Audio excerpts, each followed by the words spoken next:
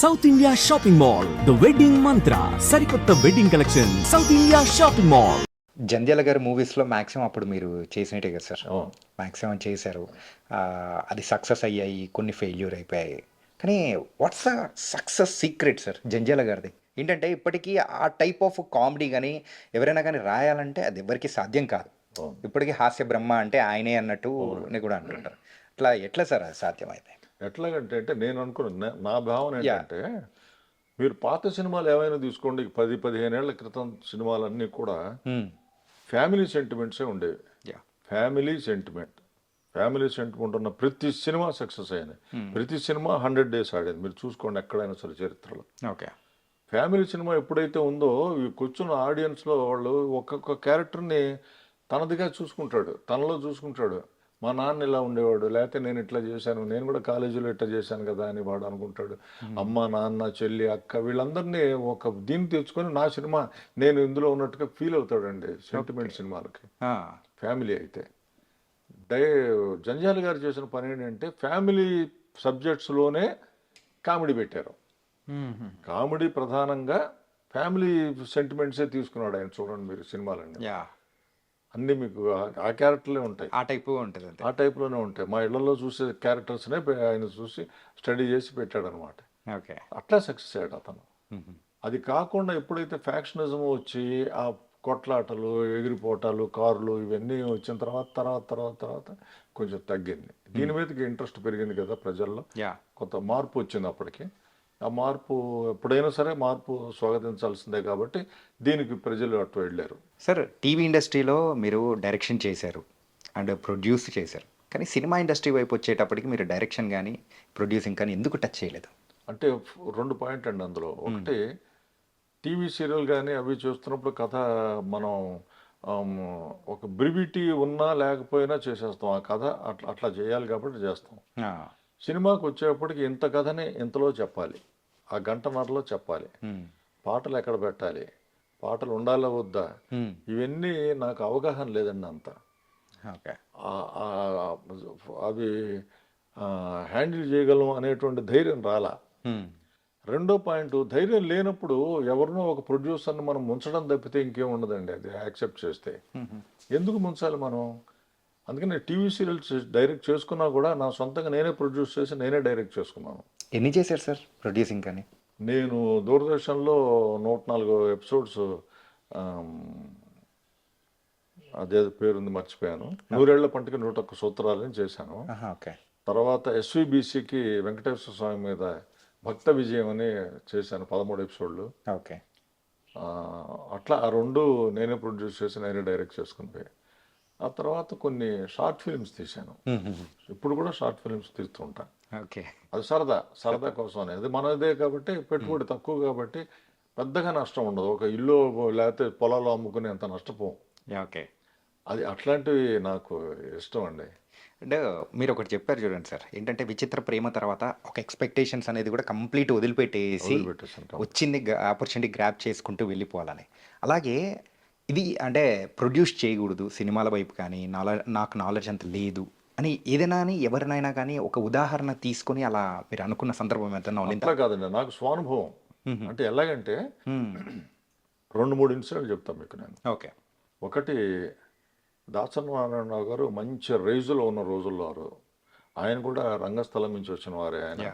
ఆయనకి రంగస్థల నటులు అంటే చాలా మందిని ఆయన కూడా ఇంట్రొడ్యూస్ చేశారు సినిమాకి. జంధ్యాల గారు ఎట్లా చేశారు ఆయన కూడా అట్లా చేశారు.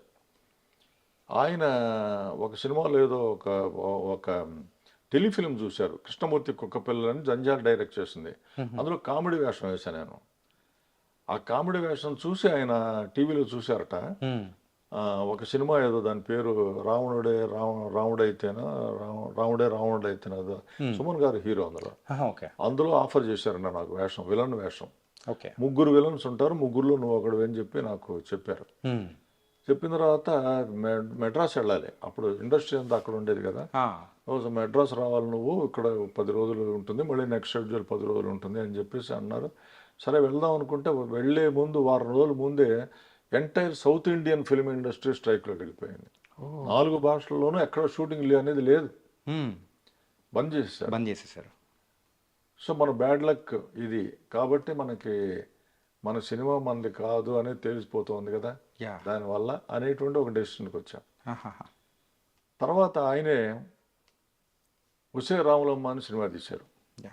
తీస్తూ ఫస్ట్ షెడ్యూల్ ఇక్కడ పెట్టి అన్నపూర్ణలో ఒక అడవి సెట్ వేసి విజయశాంతి ఫాదర్గా, అంటే విజయశాంతి చిన్నతనం నుంచి తీసుకున్నారు కదా, అప్పుడు ఫాదర్ వేషం నాకు ఆఫర్ చేశారు, మేకప్ చేయించారు. ఒకసారి మేకప్ చేయించి డైరెక్టర్ గారు చూపించా, బాగాలేదు శర్మ, మళ్ళీ వెళ్ళాను, మళ్ళీ చేయించారు.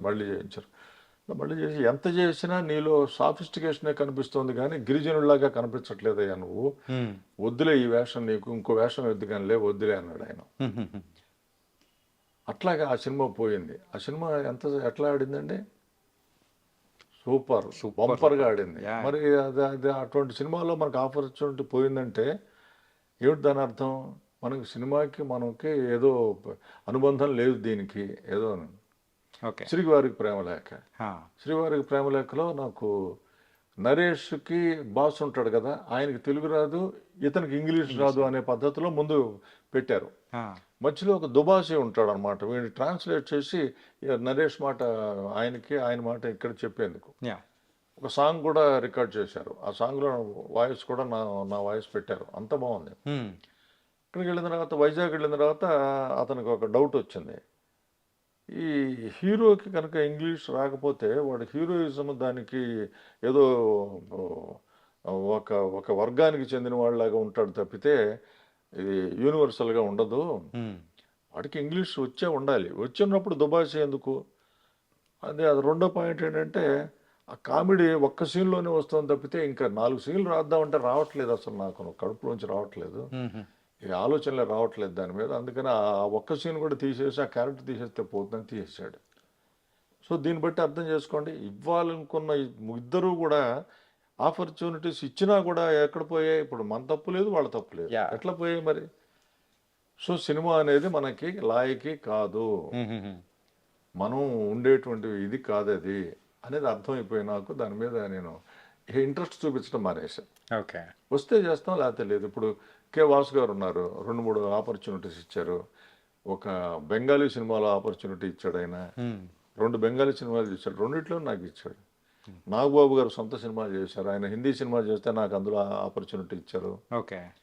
ఇట్లాగే గోపిచంద్ ఫస్ట్ సినిమా, అందులో యాక్ట్ చేసిన తర్వాత ఒక సీను చేయాల్సి వచ్చింది, తలకిందులుగా వేలాడదీసి విలన్లు వచ్చి ఆ హీరో అడ్రస్ చెప్పు, ఎక్కడ ఉంటాడు ఏంటి నీకు బాగా తెలుసు, ప్రతి సంవత్సరం నీ దగ్గరకు వస్తుంటాడు అని చెప్పి టార్చర్ పెడతారు, తలకిందులుగా వేలాడదీయటం. అది చూసి నేను భయపడిపోయాను. ప్రతి షాట్కి ఆపండి, ముక్కులోంచి ఎంత ముక్కులోకి వచ్చేస్తుంటే కడుపులో అంతా భరించలేకపోయాను. అది ఈ వద్దు మనకి సినిమా వద్దురా బాబు, ఎందుకు వచ్చిన పెంటరా ఇది అనుకొని చాలా బాధపడ్డానండి.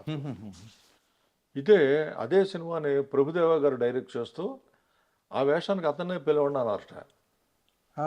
నాకు కబురు వచ్చినప్పుడు నేను చెప్పా, బాబు నేను వెయ్యను ఆ వేషం, ఈ తలకిందులుగా ఇవి చేయటం నా వల్ల కాదు, నా ఏజ్ పెరిగిపోతుంది, పైగా నాకు అంత చేయలేనండి. ఎవరు చెప్పారండి తలకిందులుగా వేలాడదీయాలని, మేము అట్లా చేయము, మేము వేరే విధంగా చేస్తారా మా డైరెక్టర్ గారు, మీరు రండి ఎందుకైనా మంచిగా వెళ్ళే. అది తెలుగులో తీసింది కూడా మన తమిళ్ శివ డైరెక్టర్ గారు, కెమెరామెన్ శివ గారు, ఆయన డైరెక్టర్. అవును సార్. ఆయన కాన్సెప్ట్ అది మంచి ఇదే, మాది బాగా పేరింది సినిమా. ఈయన సింపుల్గా తీర్చారండి, సింపుల్గా విలను నేను ఇట్లా ఎదురు ఉంటాం, షిండే విలన్. నువ్వు చెబుతావా హీరో సంగతి, లేకపోతే అది కాదు చూడు అంటాడు. మా ఇద్దరి మధ్యలోంచి అక్కడికి పెడితే జీపు, అక్కడ ఒక 4-5 ఈ అనాథ బాలలు, అంటే మన దగ్గర చదువుకునే వాళ్ళు పెట్టి కిరసనాయిలు ఇది అగ్గిపెట్టెలు పెట్టుకొని అక్కడ విలన్లు ఇద్దరు నిలబడి ఉంటారు. వాళ్ళు ఆ జీపుతో సహా పిల్లల్ని లేపేస్తాం అని ఇంతే చెప్పేసి అప్పుడు వీడు చెప్తాడనమాట. అది అట్లా చేసి సింపుల్గా చేశారు ఆయన.